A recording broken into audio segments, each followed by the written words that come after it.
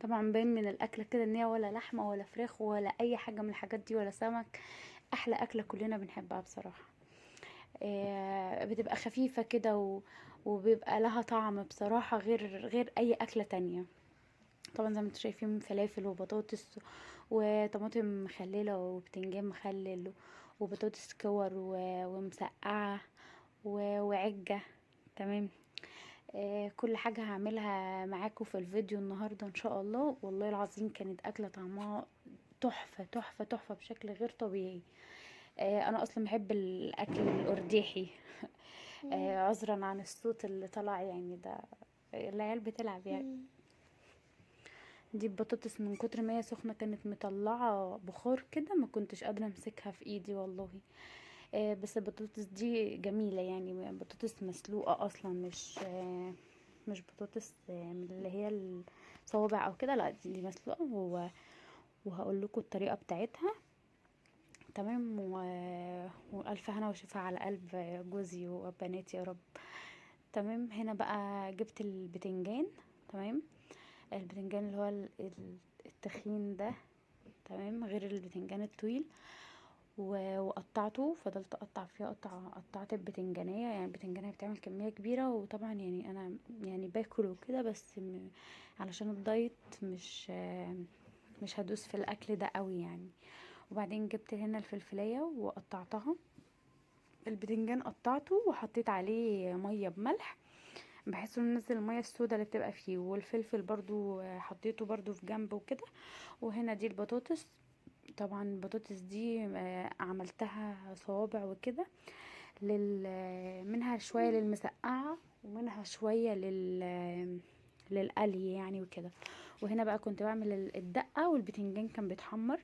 عملت توم وشطة.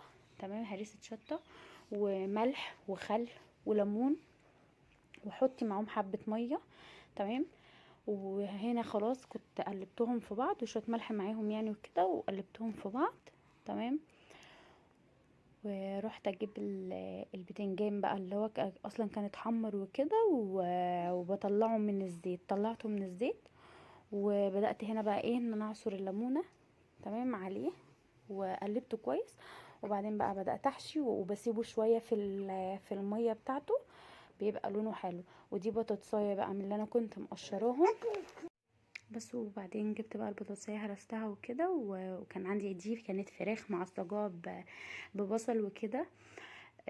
لاني كنت بعمل بيها السمبوسه، كان فاضل حبه وكده، فقلت اعملهم. جبت بقى البطاطس حطيتها كده ناعمه خالص، وبدات احشيها وكورتها. وبعدين جبت بضايه وحطيت عليها حبه فلفل اسود علشان الزفاره وكده.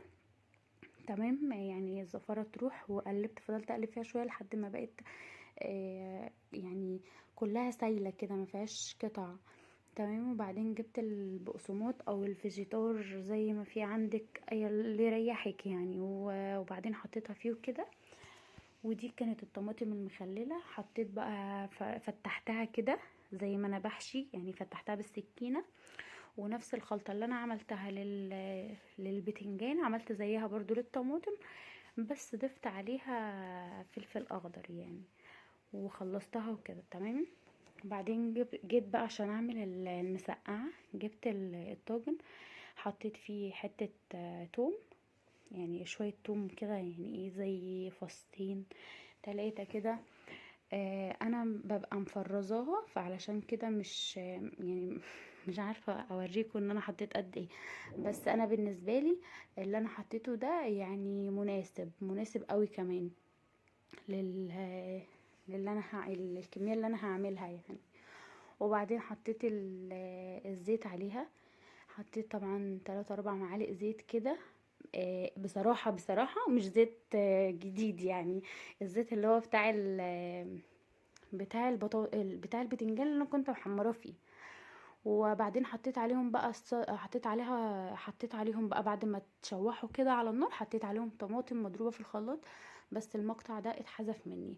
وبعدين بقى بدأت ارص البتنجان والفلفل وكده، وارش عليهم بقى شوية من الصلصة وكده. وبعدين حطيت طبقة تانية اللي هو باقي المسقعه اللي عندي يعني، وبعدين حطيت عليهم الطماطم وركنتهم على جنب. وبعدين هنا بقى كنت بعمل في الحاجه، بعمل في التسبيكه بتاعه اسمها ايه، انا بنسى اسمها، بتاعه العجه. تمام، حطيت بصلايه محترمه كده وشويه زيت. طبعا عادي بقى، زيت كتير ما تستخسروش، كوليسترول كوليسترول يعني، ما هي اكله شعبيه اصلا. وبعدين حطيت عليها الطماطم. طبعا هي لها كذا طريقه، بس انا بفضل الطريقه دي، بتريحني وسهله وما فيهاش خطوات كتير يعني. بعدين جبت بقى 5 بيضات، ضربتهم كويس قوي، وحطيت عليهم ربطة خضرة كده محترمة يعني. تمام. وبعدين جبت 3 معالق دقيق، وعليهم رشة بيكنج باودر كده بسيطة. تمام. وقلبتهم. طبعا كانت التسبيكة اتسبكت، فبعد ما قلبتهم كويس وكده، رحت نزلت بقى بالتسبيكة عليهم، ويعني خلطتهم وكده في بعض. تمام. وبعدين جبت طاجن بايركس بقى، حطيت فيه نقطة زيت من تحت. عادي لو مش هتحطي، كده كده هي فيها زيت كتير اصلا. وبعدين لقيت الزيت اللي انا حطاه كتير، فقلبتها اكتر.